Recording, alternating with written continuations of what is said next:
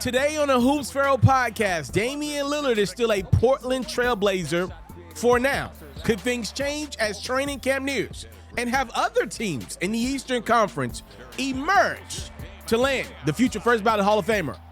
Also, Nikola Jokic is on top of the basketball world, but for how long? A former teammate doesn't think the reigning finals MVP will be in the NBA in his late 30s. Also, is Marcus Smart genuinely happy in Memphis? His former teammate says no. Donovan Mitchell maybe not re-signing with the Cleveland Cavaliers as of right now. And Dwight Howard's tryout with Golden State ends in no contract for the big fella. All this and more on the Hoops FERRO podcast. Let's get into it. I want to salute you, homie, for building your own thing and doing your own thing. Why build theirs when I believe I can build my own? You've already done it, or I wouldn't be here. I'm already the only elite sports and music journalist in the game today. My goal is simple, to be the best there's ever been. So, please don't go. Make sure you subscribe and follow the journey. It truly means everything to me. I tell stories, I talk music, I cover sports, I am culture, I am FERRO. Serve, and here comes Lillard the other way. Hesitates, drives it, leans, scores at the buzzer with a left-hand scoop. High five and Jake Fisher of Yahoo Sports got a new report out in the atmosphere that claims that the Toronto Raptors and Chicago Bulls have emerged as two possible destinations for Portland Trailblazers guard Damian Lillard. According to Jake, all momentum suggests that Lillard will be moved by the time the Blazers tip off training camp, which is October 2nd. Want to just read to you guys a couple of quotes from Damian Lillard over the last week. He's been doing a couple podcasts on Cam and Mace's It Is What It Is podcast. Dame said, in a perfect world, I could spend my entire career in Portland. But then on the Back on Fig podcast, Dame said, I got to live my life how I see fit. For me, that's to do everything I can to give myself a chance to win a championship. And in the process of that, I'm going to run it up. I would never fold for nothing. I'll sink with the ship and I'll go down. That's how I'll do it. But I think it's a way that you have to go about things where you can't be an idiot. Those are the words from Damian Lillard. So apparently, when we're talking about the Raptors and the Bulls, they're the two teams that want to make a move for Dame, but the premise remains. Will Damian Lillard come to these organizations and be the best version of himself? He has let it be known through his agent that he wants to be a Miami Heat. Dame spent a good amount of his offseason in Florida. I can't say Miami per se, but he was definitely in that area working out, getting himself together for the next year. And it appears Damian Lillard has found love in Miami, Florida, and would like to make that his destination for employment next year. Miami, though, let's call a spade, their offer to Portland doesn't seem to be what the Blazers want right now. The package pretty much is going to center around Tyler Herro. The problem with the Tyler Herro package is Tyler Herro was out for the Miami Heat run that led to them losing to the Denver Nuggets in the NBA Finals. How you going to lead a package with a guy that wasn't even around for the team's best basketball that they played last year? That's pretty much why we're stuck here. Also, Dame's close friends with Bam Adebayo. He wants to play with Bam. If you are Portland, ideally, Bam would be the centerpiece of a trade for Dame, not Tyler Herro. It appears that the Blazers remain underwhelmed with Miami's offer. Let's keep in mind, some of those rookies that have been signed now are eligible to be traded. When you hear the Toronto Raptors, you're hearing that their first-round pick, Grady Dick, would most likely be a part of any trade if the Raptors were to make a move on Dame. Also, keep in mind, it does not appear that Pascal Siakam will be a part of the Raptors' long-term plans. If you're Portland, do you look at Pascal as a piece to the puzzle moving forward? Does he fit your timeline? Reportedly, the Portland Trailblazers do not look at a guy like Zach LaVine, which could potentially be a part of a trade package with Chicago and Portland. They don't look at his age as fitting the timeline with obviously Scoot Henderson, their top tier pick that they just drafted. Shaedon Sharpe is another guy that the Blazers are very high on. And also keep in mind, they still got young fellas that they've already paid big time money when we talk about Anthony Simons is in the midst of a 4-year, $100 million contract. Also, Jeremy Grant just got new money, 5 years, $160. So when you look at the Blazers, it's like it appears that they're leaning towards rebuild. They have paid young guys, and again, that's kind of the issue you got with Dame is he does not fit the timeline of where they want to go as an organization. I'm going to be honest with you guys. I just find it hard to believe right now with where Dame stands in his career, the Blazers are going to do him like that. Now, if it were me, like I've said to you guys previously on this platform, what does doing right by Dame mean for Portland? That's been my whole thing from the jump. Because I don't feel like the Blazers have not put any talent around Dame. I thought they've done an okay job of putting talent around Dame. Like, they have not been great, but they have not been the worst in the league. I'm not going to put that on the Blazers. They have not been great, but they have not been the worst in the league. They've given him some guys. Has it been elite, top 10, top 15 level guys that we've seen other guys of Dame's caliber get around? No, it has not been. But I ain't going to act like they ain't putting nothing around Dame.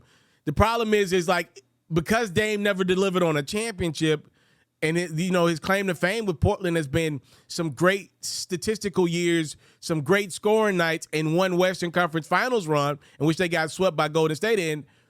Do the Blazers feel like they need to go and do the best by Dame? Doing the best by Dame is trading him to the Miami Heat, clearly. But are you doing wrong by Dame if you trade him to the Chicago Bulls? If you trade him out of the country and you trade him to Canada to the Raptors? That's where we're landing right now. And if the Raptors nor the Bulls can't get certain guarantees that Dame will be happy, because you're going to need a happy Dame if you're giving up Zach LaVine next to DeMar DeRozan. I actually think that would be a really good basketball fit if you put those two guys together, if Dame is all in. Dame want to go to Chicago right now. If I've been in Miami my whole summer, and hell no, I don't want to go to cold-ass Chicago. Will Dame be happy in Toronto, literally starting over? I don't see how in any world will Dame be happy being a Raptor right now. Again, I've been in Miami my whole summer. No, I do not want to go to Canada right now at this point in my career. The question is, though, do the Portland Trail Blazers owe it to Dame to do 100% right by him? I'm not so sure about that. I don't have the answer to that one. That's up to the Blazers to decide. Another comment that Dame made on the It Is What It Is podcast, I ain't going to say he took a jab at Kevin Durant, but it was jabby. Damian Lillard said, I have respect for what the Golden State Warriors have done over the last 8-9 years or whatsoever. And I'm from there, obviously. That's my home. But I can't go be a part of that. They've won 4 championships. Would I look trying to go do that? It don't even make sense. I'll never do nothing like that. I'll lose every year before I go and join the Golden State Warriors. 2 things here. Ironically, some fans pulled a tweet from Damian Lillard when LeBron was joining the Miami Heat about 10, 11 years ago, and Damian Lillard was calling out LeBron for joining Miami, and now Damian Lillard wants to go be a part of a big 3 in Miami. I think that's hilarious, by the way. And also, it appears as if, though, Damian Lillard is unintentionally taking a shot at Kevin Durant, because Kevin Durant was the guy that went and joined the Golden State Warriors after they won 2 championships, beat his team in the Western Conference Finals after trailing in that series. So, yeah, that's kind of like an unintentional shot from Damian Lillard to Kevin Durant. And by the way, there have been rumors and rumblings over the last few years that the Golden State Warriors have had interest in Damian Lillard. Potentially, Dame could have been a guy you put in the backcourt with Steph. That would have been a very small backcourt, but them dudes were going to be deadly from 3-point. Like, you would have literally had to extend the NBA range if Dame and Steph played together. You just cannot have that bad boy where it's at right now. Them dudes could be shooting from nearly half court. How do you even defend that? I feel like whoever the center is playing alongside Dame and Steph would average like 28 points a game, because teams would have to pull out so far to defend these dudes because they can shoot it from 28 feet casually, both of them, right? Like, that would have been crazy. And then either you could keep Clay in the mix with that, or there were rumblings that maybe the Warriors would go Dame and Steph and let Clay walk in a year's time. Again, those are rumors. Obviously, the Warriors ended up getting Chris Paul at a discounted rate on a deal that's favorable to them in their future. They already moved off of a Jordan Poole, who's a guy that has that quality to him where you can see in like 3-4 years Jordan Poole being a guy that can knock down deep threes. Anywho, I think Damian Lillard unintentionally took a shot at KD. Y'all let me know, do y'all believe this was an intentional shot from Dame to KD? Man, people are hard on Kevin Durant's legacy, man.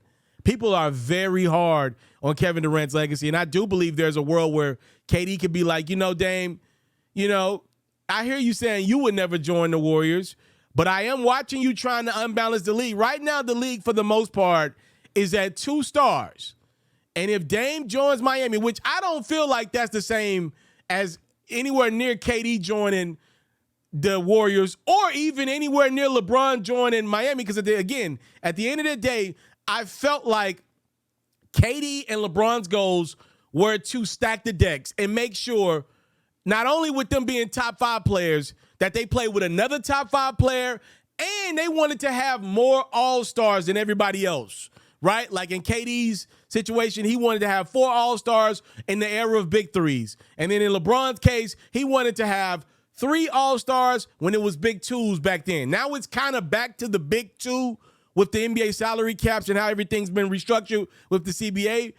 You can argue that Bam Adebayo is like half a star, and then Jimmy Butler doesn't play that great in the regular season. I have no problems with Dame wanting to be a part of the Miami Heat. They did just get to the finals, though, and clear as day, you could tell that they need at least one more offensive weapon. I guess if you're KD out there, you could say, yeah, you could tell that the Heat need another offensive weapon. But hell, they needed Tyler Hero, who was out with injury. They don't need you, Dame.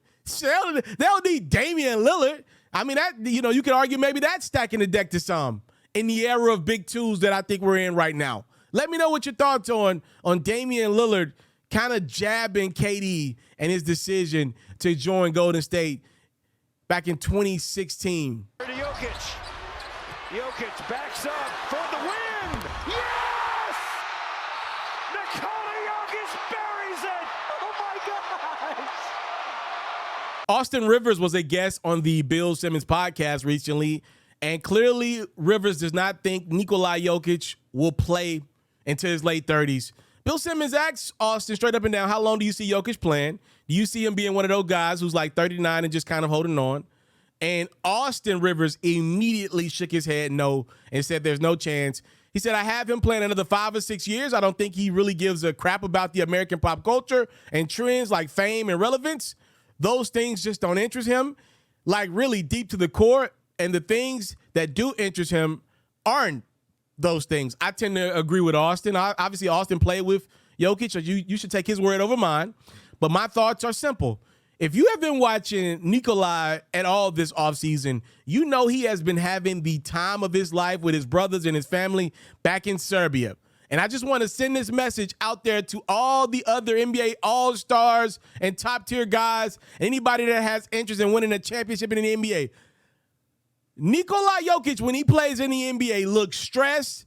And if I'm being honest, he's dominating you guys when oftentimes he looks uninterested in dominating you guys. He killed y'all, and he's been killing y'all for the last 2 years. When I see Jokic back in Serbia, in his hometown, and he's having the time of his life winning horse races, that's what he looks passionate about. That's what seems to be of his top-tier interest. He just plays basketball because that's his job. He's even said this in previous interviews. I want all you NBA guys to take Jokic and what he's done this offseason after winning a championship personal. What Deion Sanders say? That's personal. That man don't care nothing about what he just did to y'all in the NBA, which is dominate y'all. What he cares about is horse racing. So I got to agree with Austin Rivers. Yes, it appears that Jokic will not be a guy that plays into his late 30s. He's just one of those guys that kind of came around and left.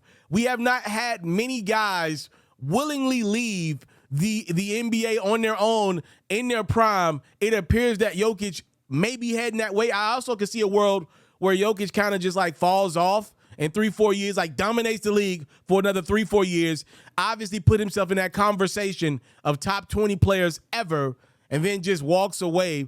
I can see him having like 1 year where he's not the same guy that he was. Like right now, he's in his peak right now. I can see him having 1 year where he's like, I don't got to do this. I'm good. I've had a great career. I kind of like Calvin Johnson-esque. I ain't doing this. Obviously, football more violent than the NBA. I don't have to do this. I'm leaving. I'm good. Nah, I'm about to go somewhere else and do something else. I'm about to fully invest in horse racing. He would have made enough money, obviously. He's going to be making pretty much $70 million by the end of his deal. The Nuggets have paid him handsomely. They've rewarded him for his great play. I'm with Austin. I don't see Jokic, a guy playing in his late 30s. Now, I will say this to combat Austin a little bit. I do believe Jokic is going to get a lot of business opportunities thrown his way. I think you maybe could play in to that brand of him not really caring about basketball that much.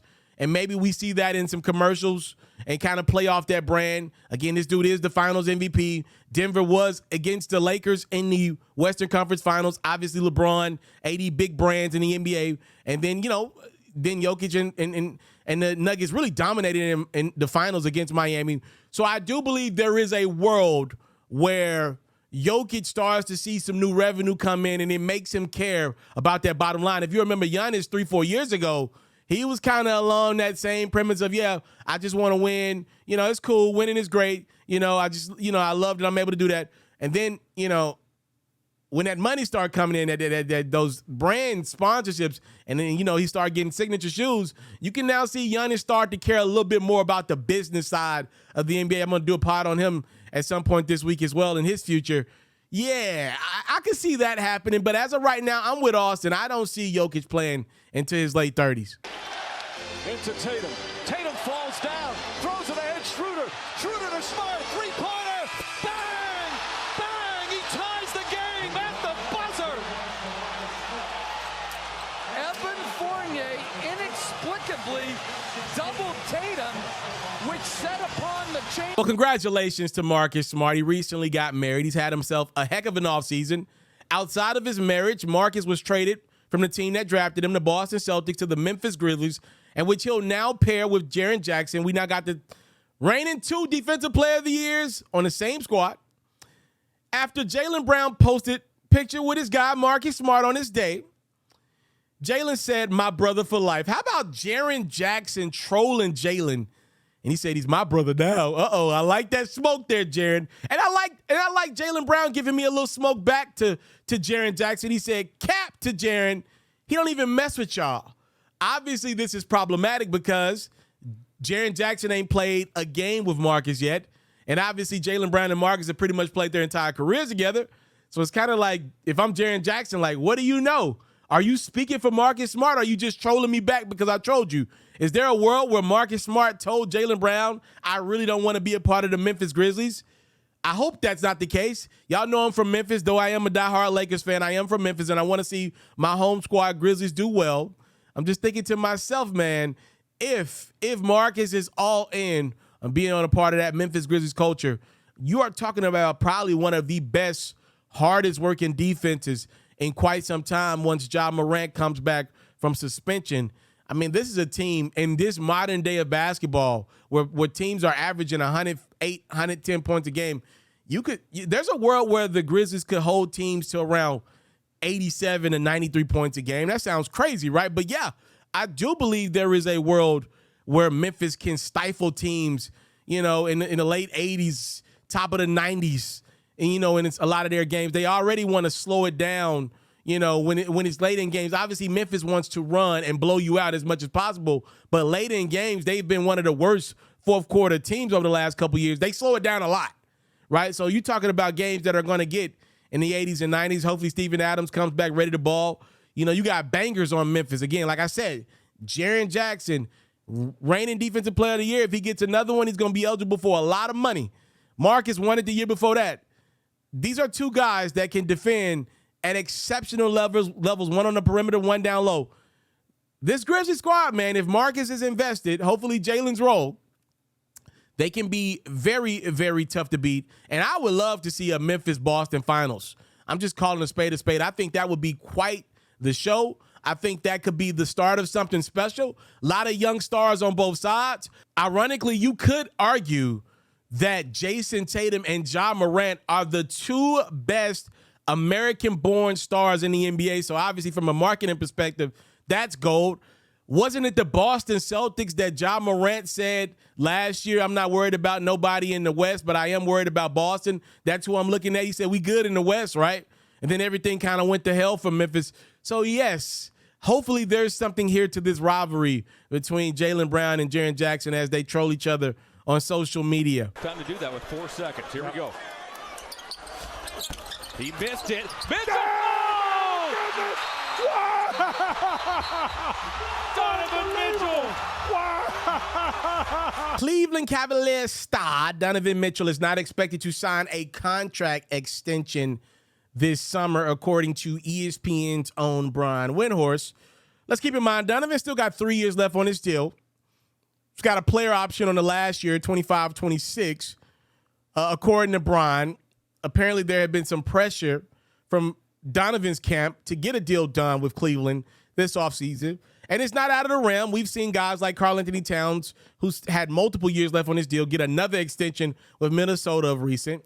Brian said, I do not expect Donovan to sign an extension, nor do I expect that to cause major alarm. I expect him to go into next year. The way Donovan Mitchell answers that question will be very important to Cleveland, their fans, and potentially other teams out there that may be interested in making a trade for Mitchell. My expectation is Donovan will keep his options open. That's over at ESPN Brian Windhorst with his expectation as we get ready to kick off the season. I got to take that a lot of people are not going to like, but that's my responsibility to keep it honest and true to the people. I'm going to tell y'all the truth, man. So obviously in the NBA, it's all about the stars. You got an opportunity to go acquire a guy like Donovan Mitchell, and pretty much all you got to trade out is Colin Sexton, Larry Marketing, some picks, all that great stuff. You got to make that move. Just be clear about that. You got to make that move if that opportunity is available to acquire a guy of Donovan Mitchell's caliber, because, again, the NBA is all about stars. But fits are a different thing. And if I'm going to be honest with you guys, watching year one of Donovan Mitchell next to DG, Darius Garland in that Cavaliers backcourt, it did not fit as well as the previous year when Darius Garland, Jared Allen, and Cleveland had that momentum going in the right direction. They were all stars. Cleveland seemed to be a team on the rise that was one piece away. Now, if you would have asked me, could that piece have been Donovan Mitchell, I would have told you, yeah. But just watching the Cavaliers play, it became the Donovan Mitchell show last year. And let's call a spade a spade. The last time the Cavs had a guy where it was all about him and then everybody else fat in line, that was the LeBron James show. And Donovan Mitchell is an incredible player, but he ain't no King James. And yes, there maybe is an argument out there watching the season that Larry had with Utah. Maybe keeping Larry Marketing was a better situation for Cleveland, which would have allowed DG to grow. Obviously, Evan Mobley's still an important piece as well. I'm just saying, Mitchell was great. Obviously, we had the 71-point game. I don't know how much it worked as a team in Cleveland, though. A lot of watching Mitchell dribble and score the rock, and guys just kind of sitting around waiting for their opportunity. Somebody had to tell the truth. Sorry, y'all. I am America's truth teller. All right? And somebody had to tell the truth. I love Donovan Mitchell. I'm watching Cleveland play ball. I watched a lot of their games because they had some exciting games, especially against like Milwaukee. They had some great games. But that team became give Donovan Mitchell the ball at the top of the key. Step back three, step back three, step back three. I'm about to drive, back to the three, back to the three. All right. How's DG going to ever grow like that? That's my opinion. We shall see. So Neal draws the Monk assignment. House on Horton Tucker. Now Howard's going to let a three go. Dwight Howard knocking down a three-pointer. Very interesting story out of California that I want you to really put your big boy glasses on for. Dwight Howard wrapped up a 2-day interview process with the Golden State Warriors this week. It was apparent that the Warriors were inquiring about signing another veteran big on their roster. Let's keep in mind, one of the things that really plagued the Warriors in the second round of last year's playoffs against the Lakers was that Kevon Looney was injured, not feeling the best version of himself. He was kind of sick as well. Obviously, it feels like Jonathan Kuminga is still a year or two away from those type of bright lights. the Warriors got dominated down low by AD a couple games of that series. When it was all said and done, though, the Warriors did not sign Dwight, and it appears that they're not expected to sign Dwight or any other veteran center ahead of training camp. Here's where this story gets really interesting from my vantage point, right?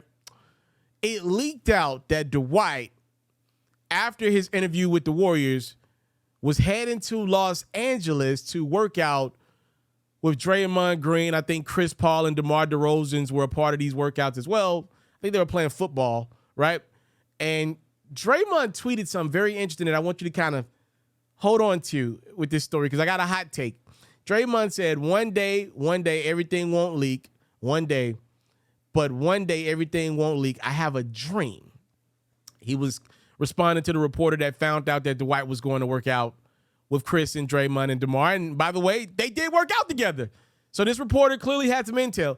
And here is my hot take as we find out that the Warriors have decided to not sign Dwight Howard. This is pure speculation. This is all FERRO, no reporting.